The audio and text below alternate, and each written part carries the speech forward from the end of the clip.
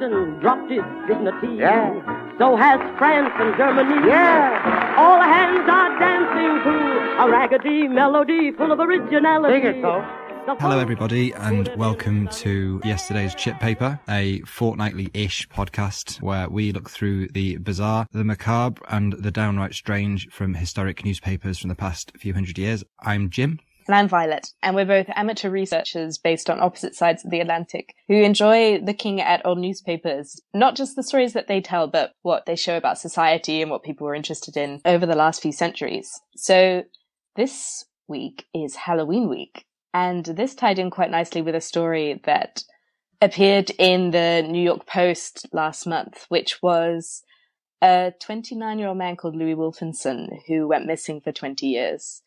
And Hang on. How old was he? 29. He was 29 and went missing for 20 years? Well, he was 29 when he went missing 20 years ago. Because otherwise, that's a missing boy. No one had seen him for 20 years. And his mother, who he used to live with in Brooklyn, just thought he'd moved out. So her sister-in-law went to the house to collect some things for Rita, the man's mother, who was in hospital. But when she got to the house, it was all in disarray and there was rubbish everywhere. And she found out she was a hoarder and that she basically had to break through all this rubbish to get into the house. And she also noticed that there was a kind of weird smell in the house. And while she was kind of battling through all this junk to get to the stuff she needed, she found a skeleton on a bed. Fucking hell. Which is, I think, that's what I imagine she said. That was a really good read. Quote, yeah. I really believed Fucking you. Hell. And it turned out that Rita's son had never moved out. He'd just died about 20 years ago, and Rita is blind. And so she never realized. And because of all the shite rubbish in her house, she couldn't really tell. That's what happens when you're a hoarder, though, isn't it? Your son dies. And... It's a dangerous business. Yeah. No, I read an article a while ago about a hoarder who was killed by like a landslide of newspapers in his kitchen. Oh, God. I think. I might have made that up. Someone check that. But a lot of the newspapers were describing this as the kind of reverse psycho. Which is a bit that's messed bollocks up. Because she wasn't doing his bidding. She didn't even know he was there. Yeah. Norman. Yeah, no, she wasn't wearing his clothes. No, well, she might have been. She was blind. But Norman Bates knew his mum was there. That's bonkers. That's a horrible story. So, a bit unfair. But it did inspire me to find my own psycho story. You just say find your own son, then. I was surprised to find my own son who went missing 20 years ago. I was wondering where he was. Turns out he's in the kitchen. I found him. He was actually fine. I got to him on time. So now that my son's safe, I got back to the archives and found Norma, and Norma Bates in the form of 3 spinster sisters who were found in their house with the skeleton of their mother. Three in 1926. 3 Spinster Sisters sounds like a shoegaze band. Yeah, with a lot of 80s vintage clothes and bouffants. Big thick soles on their shoes. I mean, they said they were wearing like rags, so it could have been like, Shoreditch. Sounds about right.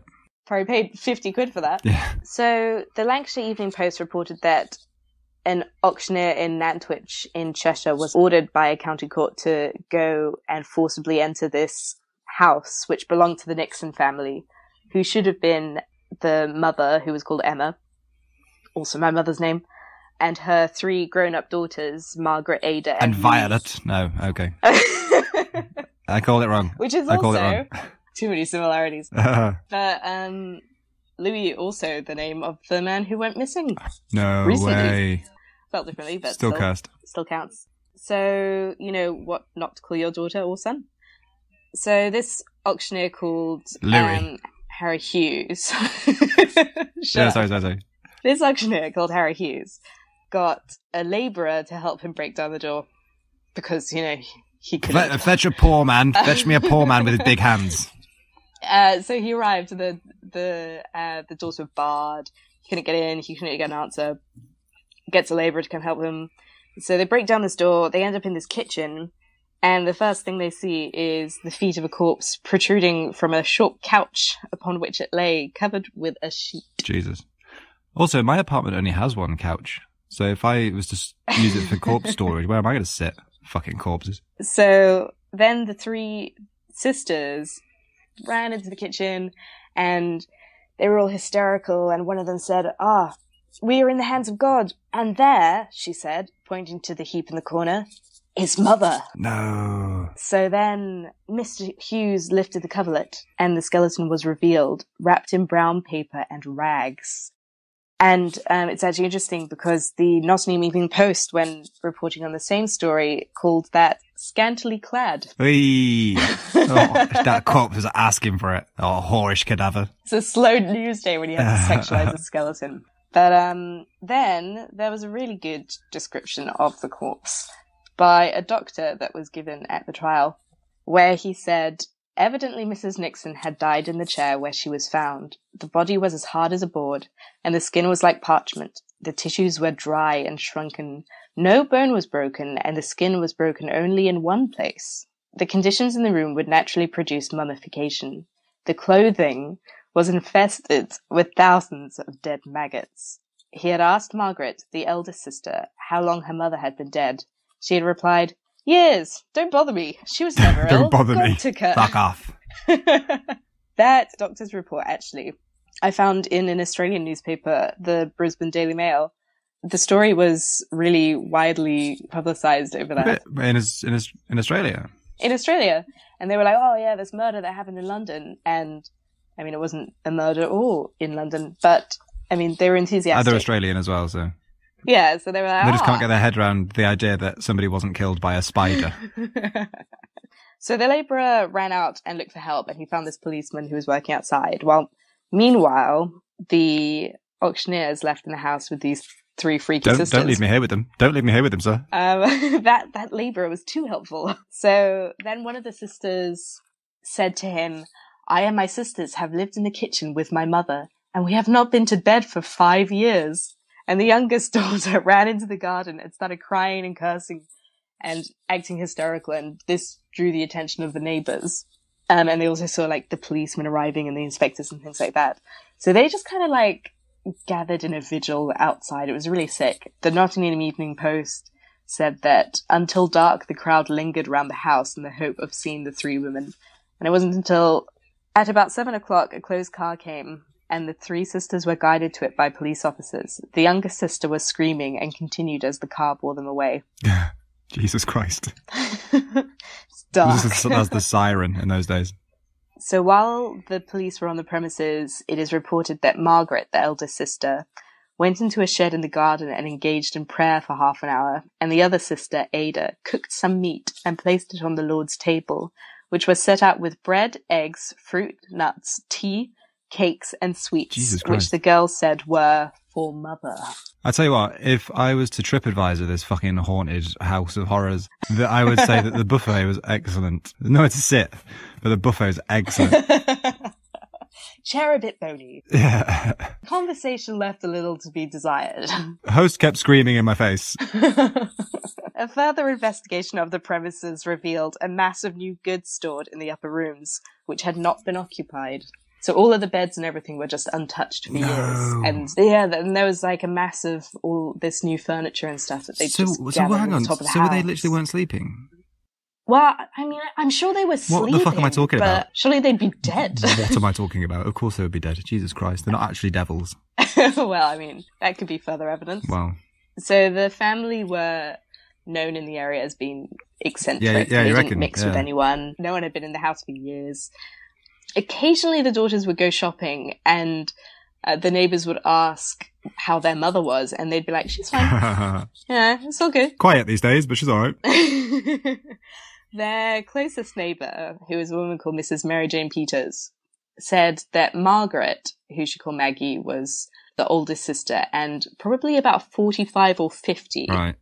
So this woman, the skeleton would have been about 80, celebrating its 80th birthday. You've just completely stripped that woman of her humanity by just being like, yeah, the skeleton was 80. Sorry, Emma Nixon would have been 80.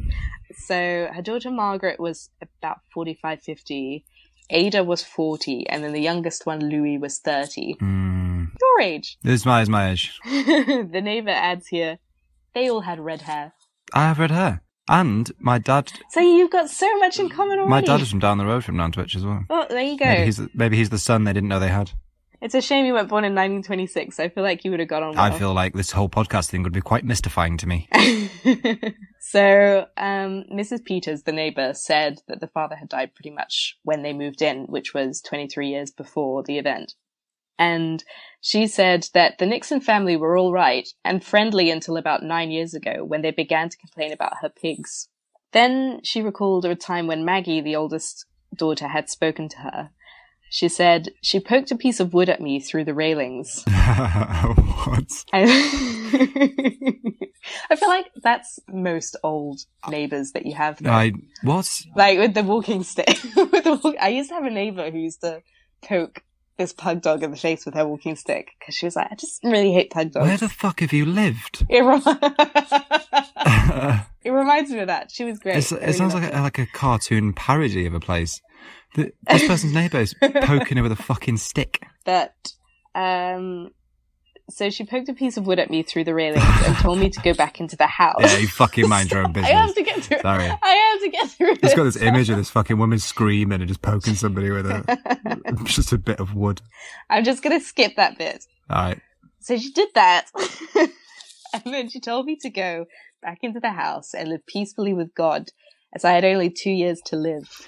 Nope, no need. Ooh. So good neighbours. Good chat. That's probably why she didn't see her again, because she just couldn't face it. Like when she lived 3 years, she couldn't face the embarrassment of being wrong. So in the Dundee Courier, the same neighbour, when questioned at the inquest, said that she'd last seen the mother walking around the garden 4 years ago, and she appeared to be quite active. When asked if she could say how things have been going in the house, she said, only by noises which I have heard, screaming, as if they were fighting together. Last Wednesday I was in the yard and heard screams, but did not take any notice. Yeah, because fuck him. She's poking me with a fucking stick every time I speak to her. And the local constable also, Constable Barrett, knew the family, or knew of the family, and how they were the funny eccentrics in the village. And he said that just over 3 years ago, he went to the house and saw Mrs. Nixon, who was the mother. She spoke quite sensibly. The three daughters went down to the orchard to show him where the man was hanging in the tree. Fuck off. He had seen the daughters since, and when they came to the police station to make complaints, these were found to be groundless. Then, in the Nottingham Evening Post, the same neighbour was recorded as saying, Louis, the youngest, was always very strange, but more so during the last 2 years. She used to cry out aloud about God and Jesus, and sang in a loud voice psalms and hymns. She also used to stand on a block of wood, praying to something on the table. The excellent spread those have been put on. And an inspector, who was with the police when they forced their entry, said Louis had told him, as he pointed to the table laden with victuals, that that was God's table, that God took what he wanted, and that her mother had what was left. And then the Brisbane Daily Mail added that she said, It is God's table. It is God's dinner. Look under the table and you will find him. Jesus Christ. She said, I received God's messages about the food he wants through the birds, and I interpret it to my sisters.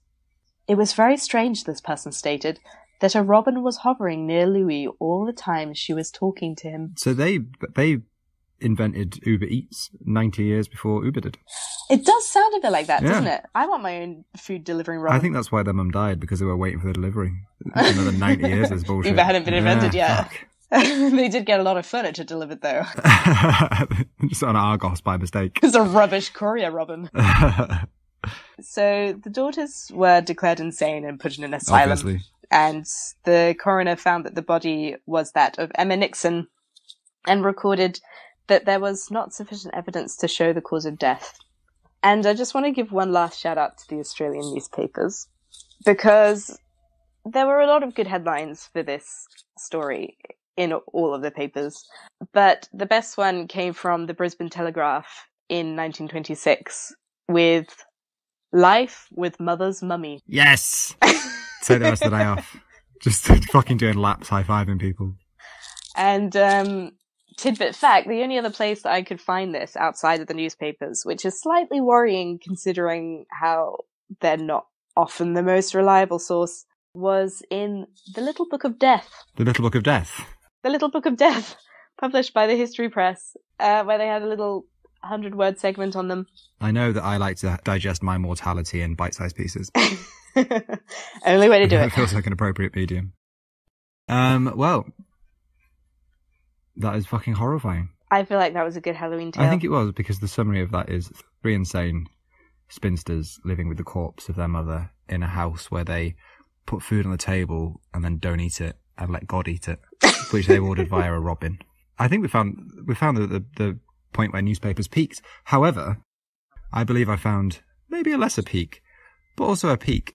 So one of the things that we like to do each week is the newspapers are full of, well, not that full of, that would be ridiculous because that wouldn't be what they are.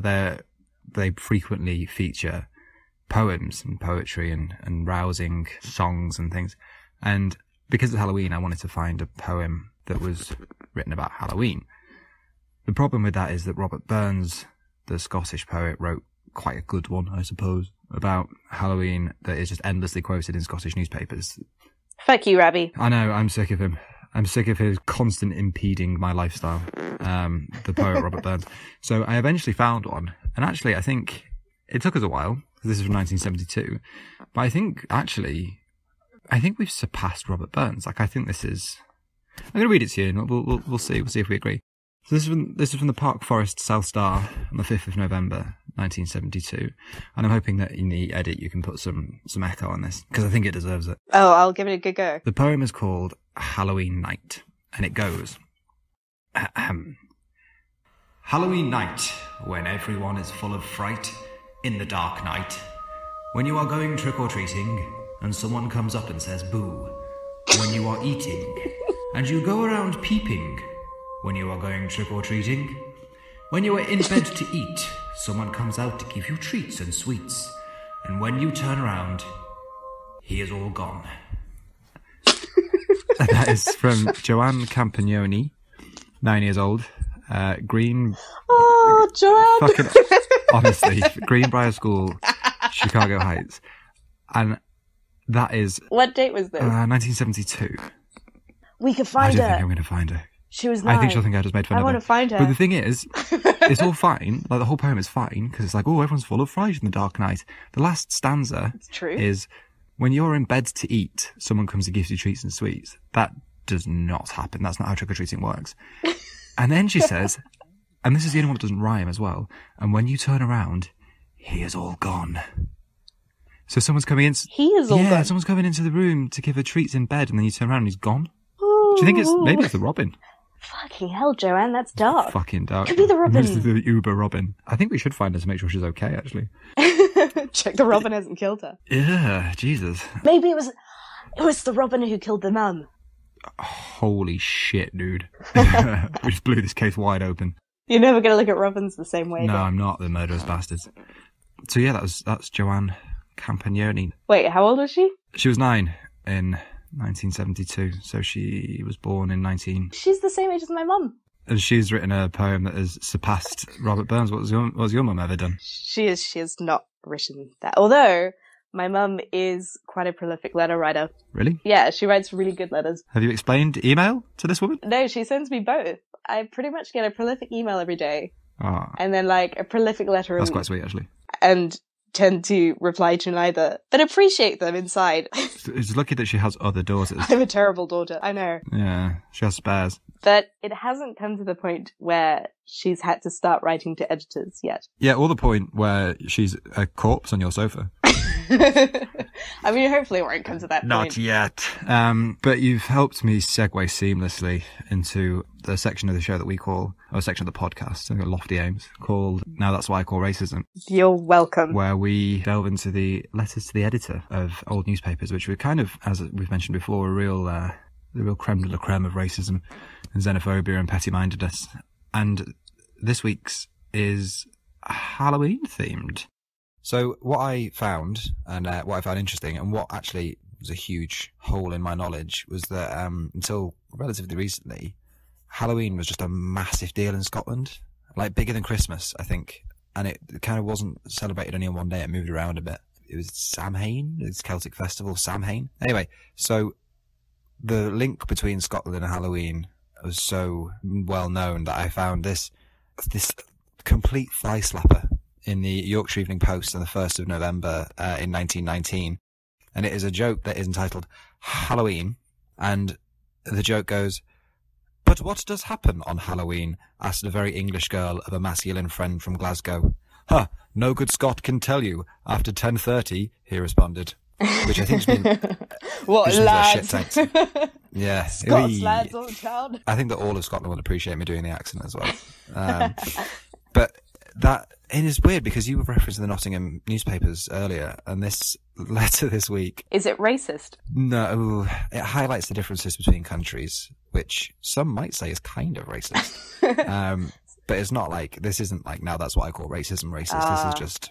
Kind of disappointed. You sort of common or garden happiness racist. But this is the Nottingham Evening Post on the 28th of October 1927, and it's from a Scottish bloke, but he just makes Halloween sound like having dinner at a Heston Blumenthal restaurant. Genuinely, like, keep that in mind while I say this. So the headline of the letter, the title is, "Does Nottingham keep Halloween?" And this is how it goes. "Another Halloween is approaching, another Halloween to be spent by myself and many a brother Scot in exile with dim memories of the past." It sounds fucking dreadful. It sounds fucking awful. It sounds like what I still imagine Scotland to be. But remember Heston Blumenthal. Okay. I wonder if you in Nottingham, south of the border, will celebrate Halloween on Monday as we used to in Scotland. A game is played on the magic eve, vary in different parts of the country. It is interesting to hear what other folk do. I suppose the ducking for apples in a tub of water is universal. I remember how, if you caught one, it tasted 100 times as sweet as the forbidden fruit itself. Then there was Bob Apple too, which I think sounds exactly the same. There was Bob Apple too, and other games with man's first fruit, if Dr. Barnes will forgive me. Then there were silent wooings with conversation lozenges, and I distinctly remember that mashed potato eaten in the dark tasted like the food of the gods. That illusion, however, was doubtless enhanced by the knowledge that several sixpences were mixed in the potatoes. How do you in England keep Halloween in these modern days?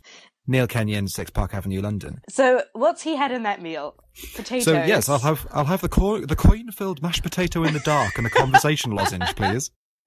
Do you have any apples in a bath? I feel, though, maybe with Heston Blumenthal's celebrity, he could pull that off. I would probably... You see, people would go and they'd be like, but this isn't really mashed potato. This is probably mashed potato gold. Full of coins.